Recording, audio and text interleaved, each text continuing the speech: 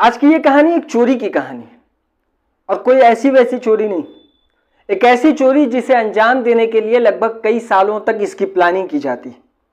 और इस चोरी का जो मास्टरमाइंड होता है उसके दिमाग को तो आप पकड़ ही नहीं सकते। वो इस तरीके से दिमाग लगाता है और एक ऐसी जगह से चोरी करता है जहां से चोरी करने के लिए बड़े से बड़ा चोर पीछे हट जाता था। एक ऐसा चोर जब वो छोटा होता है, बचपन में जब वो स्कूल जाता है तो स्कूल जाते वक्त रास्ते में एक स्टोर पड़ता है।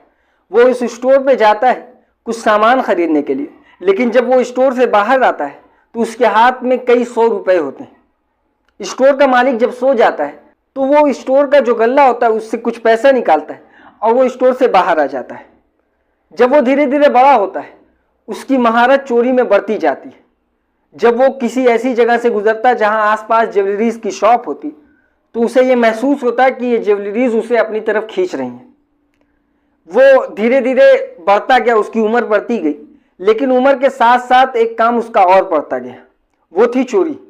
वो अलग अलग शॉप में, ज्वेलरी शॉप में जाता, रात बिरात वो पहरा देता। जब उसे पूरी रेखी कर लेता तो उस दुकान में वो घुसता और फिर ज्वेलरीज को चुरा लेता। इस तरीके से वो अपने इलाके में कई दुकानों पे चोरी कर चुका था। लगभग लाखों रुपए वो इस चोरी से जुटा चुका था। इस बीच उसे समझ में आता है कि ये छोटी छोटी चोरियां करने से अच्छा है कि कहीं बड़ा हाथ मारा जाए। उसे पता चलता है कि बेल्जियम में हीरो का कारोबार बहुत ज़्यादा है। बेल्जियम में हीरे, कटे हीरे और तराशे हुए हीरे और बगैर तराशे हुए हीरे, बहुत ज़्यादा उसका कारोबार वहाँ पर है। तो वो ये प्लान करता है कि वो बेल्जियम जाएगा और उसके बाद फिर वो तैयारी करता है बेल्जियम जाने के लिए और वो बेल्जियम चला भी जाता है। और इसका नाम जियोनार्डो होता है। जियोनार्डो इटली का रहने वाला था। ये सारी चोरियां अभी तक इटली में कर रहा था। अब बड़ी चोरी करने के लिए ये इटली से निकलकर वो बेल्जियम जाने को सोचता है और वो बेल्जियम पहुंच भी जाता है। बेल्जियम जाता है, वहां पर एक डायमंड सेंटर होता है जो कि बहुत मशहूर होता है। यहाँ पर बड़े बड़े हीरे के कारोबारी होते हैं, उनकी अंदर ऑफिस होती, उनकी शॉप होती इस बिल्डिंग में। और ये एक डायमंड सेंटर था। ये उस जगह पर जाता है, कई दिनों तक बाहर से उस स्टोर को देखता है, उस बिल्डिंग को देखता है और उस बिल्डिंग के अंदर बाहर आने जाने वाले व्यक्तियों पर नजर रखता है। इस तरीके से वो ये सब कुछ देख लिया, उसके बाद इसकी सिक्योरिटी सिस्टम को पता करने की कोशिश करता है। असल में उस बिल्डिंग की जो खासियत थी वो ये थी कि ये एक डायमंड सेंटर था और डायमंड सेंटर ये दूसरे फ्लोर पर था जहां पर अलग अलग बिजनेसमैन अपने डायमंड्स को लेकर आते और यहाँ से उस डायमंड्स को सेल किया करते थे। और जब शाम होती तो शाम के वक्त इन डायमंड्स को बेसमेंट में, यानी 2 मंजिला नीचे, बेसमेंट भी उसकी गहरान 2 मंजिला, वहां पर इसे स्टोर किया जाता और वहां पर एक मजबूत लॉकर होता था। उस लॉकर के पास जाने के लिए सबसे पहला एक गेट पड़ता था जो कि स्टील का होता था और उसका एक अलग पासवर्ड होता था जो कि 0 नंबर से लेकर 99 नंबर के बीच 4 डिजिट का कोई भी नंबर हो सकता था, जो कि हर हफ्ते बदले जाते थे। उसके बाद फिर जब कोई ये गेट क्रॉस कर लेगा तो एक और गेट पड़ता, एक और लॉकर पड़ता जिसकी चाबी लगभग 1 फुट की होती थी। उसके बाद भी अगर कोई कामयाब हो जाता है तो फिर सेंसर लगे होते, सेंसर और सीसीटीवी कैमरास और बाकी एक ऐसा इक्विपमेंट जो कि आपके बॉडी के टेम्परेचर को कैच करता और उसके बाद फिर एक अलार्म बजता था। इस तरीके से इतनी मजबूत सिक्योरिटी के साथ ये बिल्डिंग थी जहां पर चोरी करना मुश्किल ही नहीं बल्कि नामुमकिन समझा जाता था।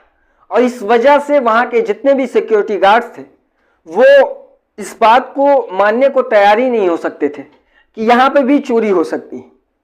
अब यहाँ पर जो बिल्डिंग के बाहर जियोनार्डो इस बिल्डिंग की रेखी कर रहा था वो सब कुछ बाहर से ऑब्जर्व करता है कि आखिर इस बिल्डिंग का मामला क्या है, लेकिन वो बाहर से पूरी तरह से मुतमईन नहीं होता। उसे ये समझ में आता है कि सिर्फ बाहर से देखने से इस चोरी को अंजाम नहीं दिया जा सकता। उसके बाद फिर वो अंदर जाने की कोशिश करता है। उस बिल्डिंग में जाने के लिए उसे कुछ ऐसा करना था जिसकी वजह से उसकी उस बिल्डिंग में एंट्री हो जाए, लेकिन उसके लिए कोई आम नागरिक उसके अंदर नहीं जा सकता था। उसके लिए आपको एक पास बनवाना पड़ता है और उस पास के लिए आपको उस बिल्डिंग में एक ऑफिस लेनी पड़ती है, जहां पे आप बिजनेस करने के लिए उस ऑफिस में जा सकते थे। यानी आप डायमंड के व्यापारी होते तो आपको उस बिल्डिंग में एंट्री मिल सकती थी। अब उसके बाद ये जो भी इटली में चोरी करके ये पैसा जुटाया हुआ था, उन पैसों से ये कुछ हीरे खरीदता है और उसके बाद उस बिल्डिंग में एक ऑफिस रजिस्टर कराता है और ऑफिस रजिस्टर कराने के बाद उसे पास दिया जाता है और ये पास पाने के बाद अब वो उस बिल्डिंग में आना जाना शुरू कर देता है। बिल्डिंग में आता है, वो ऑफिस करता है। ऑफिस खोलने के बाद फिर धीरे धीरे वक्त बीतता है और वक्त बीतते बीतते वो उस बिल्डिंग के सभी स्टाफ से काफ़ी अच्छी जान पहचान कर लेता है।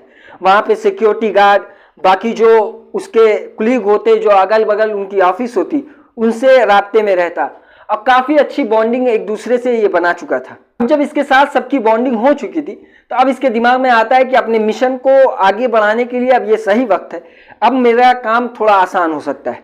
उसके बाद वो एक दूसरे से मिलता जुलता और उसके बाद सिक्योरिटी गार्ड से ये प्लानिंग करता और प्लानिंग में ये था कि इसे उस इलाके में, उस बिल्डिंग के एरिया में किसी तरीके से उन तिजोरी के पास जाना था और उस तिजोरी की डिटेल्स निकालनी थी। लेकिन इसमें भी एक मुश्किल ये थी कि उस पूरी बिल्डिंग में ना तो वहाँ के सिक्योरिटी गार्ड को और ना तो वहाँ पे जो शॉप्स यानी जो ऑफिस के मेंबर थे उस बिल्डिंग के, ना तो उनको ना तो किसी आम नागरिक को मोबाइल या कैमरा अंदर ले जाना अलाउड ही नहीं था। यानी कोई भी व्यक्ति उस बिल्डिंग में मोबाइल फ़ोन या कैमरा, कुछ इस तरीके का इक्विपमेंट अंदर नहीं लेकर जा सकता था। अब इसके लिए इसने ये प्लान बनाया कि ये डेली जो पहले दिन से ये ऑफिस जाता उस बिल्डिंग में, उस दिन से ये एक हुलिया बनाया हुआ था और वो हुलिया ये था कि ये वाइट शर्ट पहनता और वाइट शर्ट के साथ ये एक पैंट पे इन करके और उसके बाद फिर उसकी जेब में एक पेन होती थी। ये उसका एक हुलिया था। जब भी वो एंट्री करता उस बिल्डिंग में तो उसकी प्रॉपर चेकिंग हुआ करती थी। उसके हुलिये के बारे में अब सारे सिक्योरिटी गार्ड्स को ये पता चल चुका था कि इसका एक प्रॉपर हुलिया है, एक पैंट और शर्ट भी वाइट और उसके साथ एक पेन। इस तरीके से वो डेली आया करता था, लोगों को उसके हुलिये की आदत पड़ चुकी थी। तो इसी का वो फ़ायदा उठाता है और फ़ायदा ये होता है कि उसकी प्लानिंग ये पहले से किया होता है। पेन पहले जो लेकर जाता था वो नॉर्मल होती थी, लेकिन अब जो ये पेन लेकर जा रहा था वो कैमरा पेन थी। यानी एक ऐसी पेन जिसके पेन के ऊपरी हिस्से में कैमरा होता और वो भी कोई मामूली कैमरा नहीं, एक डिजिटल लेटेस्ट कैमरा जिससे प्रॉपर वीडियोग्राफी, फोटोग्राफी सब कुछ आसानी से की जा सकती थी। ये पेन लेकर अंदर जाया करता और उस इलाके में टहलता जहाँ जहाँ से इसको फुटेज निकालनी थी, वीडियोस निकालनी थी, जिसके बारे में प्रॉपर ये तफ्तीश कर सकता। लेकिन इसको मेन तिजोरी के इलाके में जाने के लिए पासवर्ड की ज़रूरत पड़ती और अगर इस पासवर्ड को वो तोड़ता भी तो भी सेंसर बजने की वजह से ये पकड़ा जा सकता था। और अगर उस गेट को काटा जाता, यानी जिस गेट से इसको एंट्री लेनी थी उस लॉकर के एरिया में, उस गेट को भी अगर काटा जाता तो उसे काटने में लगभग 8 घंटे लगते। इस 8 घंटे में वो पकड़े जाने की उसकी संभावना लगभग 99.9% तय थी। इस वजह से उसका पासवर्ड इसको पता होना बेहद ज़रूरी था। अब ये पासवर्ड कैसे पता करता? जब भी ये उस इलाके में जाता तो उसका पासवर्ड वहाँ का एक सिक्योरिटी गार्ड खोलता जो कि इसे नज़र नहीं आता।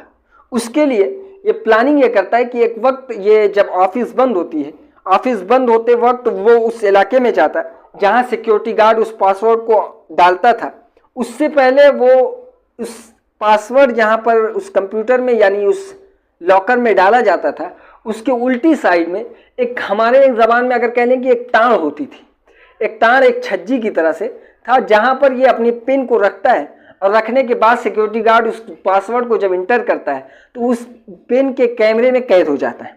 फिर वो दूसरे टाइम आता है, वहाँ से पेन उठाता है और पेन उठाने के बाद फिर वो घर जाता है और अपने रूम में जाने के बाद फिर उस तिजोरी के बारे में पूरा पता करता है। अब उसे ये था कि अब इस चोरी को अंजाम देने के लिए उसे और लोगों को जोड़ना पड़ेगा, यानी उन्हें किसी और व्यक्ति को अपने साथ जोड़ना पड़ेगा ताकि इस चोरी को आसानी से अंजाम दिया जा सके।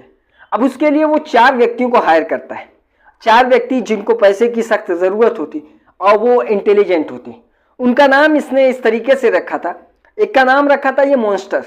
मॉन्स्टर जो था वो असल में एक ताकतवर, एक बाहुबली आदमी था जिसके अंदर बहुत ताकत थी। वो किसी चीज़ को आसानी से तोड़ सके, वो एक मजबूत इंसान था। इस तरीके से उसका नाम मॉन्स्टर रखा। ये एक कोड वर्ड में नाम रखा गया था, उसके असली नाम को छिपाया गया था। दूसरा जो व्यक्ति था उसका नाम था स्पीडी। स्पीडी उसका नाम इसलिए रखा गया था क्योंकि ये किसी भी सेंसर को डिसेबल करने के लिए इसे बहुत ही कम समय लगता था, यानी एक फास्ट फॉरवर्ड बंदा ये था। अब उसके बाद फिर जो तीसरा था उसका नाम था द किंग ऑफ की, यानी एक ऐसा व्यक्ति जो कि चाबी यानी किसी भी ताले को खोलने में ऐसी महारत रखता हो कि जिसका नाम द किंग ऑफ की रखा गया। अब उसके बाद जो चौथा बंदा था उसका नाम था जीनियस। जीनियस इसलिए था वो किसी भी ऐसी चीज को हैक करने में एक ऐसी महारत उसके पास थी जो शायद ही किसी आम नागरिक में मौजूद होती है। अब वो इस चोरी के लिए इन 4 लोगों को हायर करता है और इन्हें एक ऐसी तिजोरी बनाने के लिए कहता है जो तिजोरी इसकी पेन में वीडियोस में कैद हो चुकी थी, हूबहू ऐसी तिजोरी बनाता है और उसके बाद उसके ऊपर प्रैक्टिस इन लोगों से करने के लिए पहले से बोल देता है। अब ये चारों लोग उस पर प्रैक्टिस करते हैं अलग अलग तरीके से, जो सेंसर और जो बॉडी के टेम्परेचर को कैद करने वाला सेंसर, इन सभी चीज़ों को अलग अलग व्यक्ति अपने अपने तरीके से हैंडल करते हैं, उसकी प्रैक्टिस करते हैं कई दिनों तक। और हूबहू उस तरीके की तिजोरी जो उस बिल्डिंग में मौजूद थी वैसी बनाने के बाद उसे अनलॉक करते हैं। और अनलॉक करने के बाद कई प्रैक्टिस करने के बाद अब ये महारत इनके अंदर आ चुकी थी और इन सब कार्यों को करने का जो समय था वो लगभग 3 साल गुजर जाता है। यानी इस चोरी को वो अंजाम देने के लिए इन्वेस्टमेंट करता है, वक्त देता है और ऐसी प्रैक्टिस करता है ताकि चूक का 0% भी चांस ना हो सके। अब उसके बाद ये सब कुछ करने के बाद अब वक्त आ जाता है उस बिल्डिंग में एंट्री के लिए। ये मेन गेट से एंट्री भी नहीं ले सकते क्योंकि वहां पर सबसे पहला ही कैमरा पड़ जाता है और कैमरा डीएक्टिवेट करने के लिए इसे बिल्डिंग के अंदर पहले जाना है। अब उसके लिए ये क्या करते हैं कि ये चारों लोग को मेन जो मुखिया होता है, मेन इस गैंग का जो मेंबर होता है, वो लाता है और उस बिल्डिंग के कुछ दूरी पर इन लोगों को ड्रॉप करता है और ड्रॉप करने के बाद इन चारों को वो बिल्डिंग के अंदर भेजने के लिए तैयार कर देता है। यानी खुद ये बाहर से सब कुछ हैंडल कर रहा है, बाकी ये 4 लोग उस बिल्डिंग में जाएंगे। अब उसके बाद फिर ये उस बिल्डिंग में जाने के लिए सबसे पहले उसके साथ में एक जो दूसरी बिल्डिंग होती है उस पे जाते हैं, उस बिल्डिंग में जाते हैं। उस बिल्डिंग में जाने के बाद उस बिल्डिंग से एक पाइप आती है जो कि दूसरी बिल्डिंग से अटैच्ड होती है, जहां पर इन लोगों को जाना था वो उसमें जाते हैं। उस बिल्डिंग में उस पाइप के जरिए उस बिल्डिंग में जब जाते हैं तो वहां से जाने के बाद इन्हें सबसे पहले एक प्लान इन्होंने ये बनाया था कि हम लोगों को सबसे पहले लाइट बंद करना है जिस एरिया में तिजोरी है, यानी उस एरिया में कोई भी लाइट नहीं होगी। इनकी प्रैक्टिस भी ये थी कि हमें तिजोरी अंधेरे में खोलना है, यानी उस जगह कोई भी उजाला नहीं होगा। उसकी प्रैक्टिस ये 3 सालों तक करते रहे और जब इनको पूरा यकीन हो गया तब ये बिल्डिंग में दाखिल होते हैं। अब ये बिल्डिंग में दाखिल होते हैं, उसके बाद फिर एक खिड़की थी जिस खिड़की से इन्हें उतरकर एक ऐसी जगह जाना था जहां से ये लाइट कट ऑफ कर सके। उस जगह जाते हैं, जाने के बाद फिर ये लाइट कट ऑफ करते हैं और सिक्योरिटी सिस्टम जो था, यानी सिक्योरिटी गार्ड और वहां पर जो लोग लगे हुए थे, उनका मामला ये था कि सैटरडे और संडे को एक शेड्यूल ये था कि वहां पे जितने भी सिक्योरिटी गार्ड, जितने भी स्टाफ थे वो ज्यूइश थे, यानी यहूदी थे। उनका एक प्रेयर का टाइम होता रात के वक्त, जो वहां पर कम सिक्योरिटी गार्ड होते और जो होते भी वो प्रेयर में मशगूल हो जाते, यानी प्रेयर में वो बिजी हो जाया करते थे। इस वजह से उस जगह पर सिक्योरिटी गार्ड की मौजूदगी कम हुआ करती थी या नहीं भी हुआ करती थी। इस वजह से वो लाइट काटते हैं और लाइट काटने के बाद वो बिल्डिंग के नीचे जाते हैं उस तिजोरी के इलाके में, वहां से पासवर्ड डालते हैं, मेन गेट खोलते हैं। मेन गेट खोलने के बाद अब जो द किंग ऑफ की था, वो किंग ऑफ की उस जगह का लॉक जो था, जो 1 फुट की चाबी लगती थी, उस लॉकर को खोलता है। लॉकर को खोलने के बाद अब जो सेंसर वहां पर मौजूद था, जो वहां पर जीनियस होता है, उस सेंसर को डिसेबल करता है और उसके बाद जो बॉडी के टेम्परेचर को कैद करने वाला इक्विपमेंट था, उस जगह पर एक हेयर स्प्रे आता था। उस हेयर स्प्रे को ये मारते थे। इन्होंने पहले से रिसर्च कर रखी थी कि हेयर स्प्रे मारने की वजह से वो बॉडी के टेम्परेचर को कैच नहीं कर पाएगा। इस वजह से जहां जहां भी वो इक्विपमेंट लगे थे उस जगह पर ये स्प्रे मारते हैं और वो बॉडी के टेम्परेचर को कैद नहीं कर पाता, वो कैच नहीं कर पाता। इस वजह से वो आसानी तक उस जगह पर तिजोरी के पास पहुंच जाते हैं। तिजोरी को अनलॉक करते हैं, उसके बाद फिर वहां से हीरे और जो भी वहां पर कीमती सामान रखे हुए थे उसे एक बैग में भरते हैं और बैग में भरने के बाद फिर वो उस जगह से उसी रास्ते, जिस रास्ते ये एंट्री किए थे, उसी रास्ते से ये वापस आते हैं और वापस आने के बाद गाड़ी में बैठते हैं। गाड़ी में बैठने के बाद अब ये डायरेक्ट हाईवे पे जाते हैं, क्योंकि इनका मेन मकसद ये था कि वो उस जगह से, इस बिल्डिंग से काफ़ी दूर सबसे पहले निकल जाए, ताकि इनके पकड़े जाने की संभावना कम से कम हो सके। ये कुछ दूर आगे जाते हैं, मेन हाईवे पे जाते हैं और लगभग कई किलोमीटर का ये सफ़र तय करते हैं। कुछ ही मिनटों में ये कई किलोमीटर का सफ़र तय कर लेते हैं। फिर एक रेस्टोरेंट में रुकते हैं, जहाँ से इन्होंने खाने पीने के लिए कुछ ऑर्डर किया, और इसका जो बिल था, वो बिल जो मेन मुखिया, जो मेन मास्टरमाइंड था, वो देता है। और उसके बाद ये कुछ दूर आगे जाते हैं, एक सन्नाटे इलाके में रोकते हैं। सन्नाटे इलाके में गाड़ी रोकने के बाद इनके पास जो भी इक्विपमेंट थे, जो जो चीज़ इन्होंने इस चोरी में यूज़ किए थे, उन सभी इक्विपमेंट को वो वहाँ पर जलाने की कोशिश करते हैं। और एक एक कर वो पांचों लोग अपना अपना सामान जलाने लगते हैं। लेकिन इन 5 में से एक व्यक्ति ऐसा होता है जो थोड़ा मरीज हो जाता है, यानी उसकी तबीयत थोड़ा ख़राब होती है, तो वो अस्कत और घबराहट के मूड में होता है, तो वो अपने सामान को थोड़ा कम जलाता है, यानी जल्दबाजी वो जला के वो छोड़ देता है। और उसी जगह पर वो जो रेस्टोरेंट की बिल थी, वो बिल भी वहीं पर छोड़ देता है। अब उसके बाद फिर ये लोग वहाँ से निकल जाते हैं। वक्त गुजरता है, वहाँ पर पूरे देश में ये शोर हो जाता है कि इस तरीके से चोरी हो गई, और चोरी की खबर फैलते ही पुलिस अपने काम पे लग जाती है। और पुलिस से कहाँ कोई बचने वाला, वो उस जगह पर पहुँचते हैं जहाँ पर ये बिल पड़ी हुई थी और कुछ सामान पड़े हुए थे, उससे उसका एड्रेस निकालते हैं। और एड्रेस निकालने के बाद इस चोरी के मास्टरमाइंड के घर पे पहुँच जाते हैं। जियोनाडो के घर पे पहुँचने के बाद अब पुलिस जियोनाडो को गिरफ्तार करती है, और गिरफ्तार करने के बाद फिर उसके ऊपर एक केस चलाती है। और केस में जो उससे पूछताछ होती है, पूछताछ में जियोनाडो शुरू से आखिर तक अपने 4 साथियों का नाम नहीं बताता है, यानी वो खुद तो गिरफ्तार हो जाता है, उसे 10 साल की सज़ा भी सुना दी जाती है, लेकिन इस बीच वो अपने बाकी के 4 साथियों का नाम नहीं बताता। जब भी उससे ये स्टोरी पूछी जाती तो वो स्टोरी में उन चारों व्यक्तियों के वही नाम बताता जो नाम उसने खुद रखे थे, यानी मॉन्स्टर और बाकी जीनियस और द किंग ऑफ की और बाकी एक जो नाम रखा था, वो सबके नाम वो वही बताता जो उसने खुद रखा था। इस तरीके से वक्त गुजरता है। साल 2003 में उसे सज़ा दी जाती है। उसके बाद उसका 10 साल पूरा होता है। उसके बाद फिर ये 10 साल के बाद छूट जाता है। 10 साल के बाद छूटने के बाद जो इसके पास हीरे थे जो इसने चोरी किए थे, उससे पुलिस की रिकवरी जो हुई थी वो कुछ ही % हुई थी, यानी लगभग 10% रिकवरी हुई। और बाकी का जेवर जो था वो इसके पास ही था, लेकिन किसी को नहीं पता था कि ये जेवर कहाँ पर है, ये हीरे कहाँ पर हैं। इस वजह से पुलिस के पास कोई सबूत भी नहीं था कि ये बाकी के जेवर इसी के पास हैं, और वो उन चारों के नाम भी नहीं बताता है। इस तरीके से इस चोरी को अंजाम देने वाला एक मास्टरमाइंड जो कि चोरी भी कर लेता है, सज़ा भी काट लेता है, अपने 4 साथियों को बचा भी लेता है, और उसके बाद बाकी के बचे हुए हीरो से अपनी ज़िंदगी को संवारने की कोशिश करता है। ये थी आज की कहानी। इसी तरीके की और क्राइम स्टोरी सुनने के लिए हमारे चैनल को सब्सक्राइब करें और बेल आइकन को ज़रूर दबाएं।